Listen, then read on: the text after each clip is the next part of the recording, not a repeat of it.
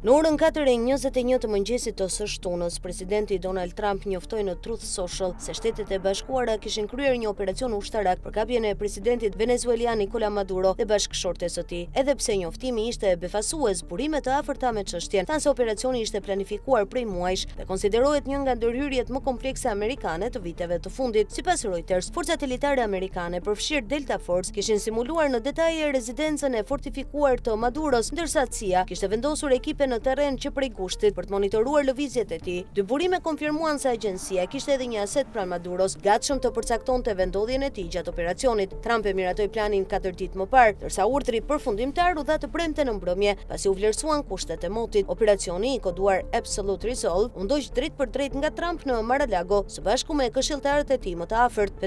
Pentagoni kishte dislokuar forca të mëdha në Karaibe, përfshirë një aeroplan mbajtëse, 11 anije luftarake, avion F-35 dhe rreth 15.000 trupa. Gjatë natës, mbi 150 avion goditën objektiva ushtarake dhe sisteme të mbrojtjes ajrore rreth Caracasit, ndërsa sulmet ajrore vazhdonin. Forcat speciale amerikane hynë në kryeqytet me helikopter, u përballën me zjarr kundër ajror dhe deportuan në kompleksin e Maduros. Sipas autoriteteve amerikane, Maduro tentoi të fshihej në një dom të sigurt, por u kap shpejt dhe u dorëzua bashkë me bashkëshorten e tij. Disa ushtarë amerikanë u plagosën, por nuk pati viktima. Rreth orës 3:20 të mëngjesit, helikopterët u larguan nga territori venezuelian me Maduro në bord. Pak më vonë, Trump publikoi një fotografi të tij me pranga dhe sy të lidhur, duke shkruar Nicolas Maduro në bordin e USS Iwo Jima.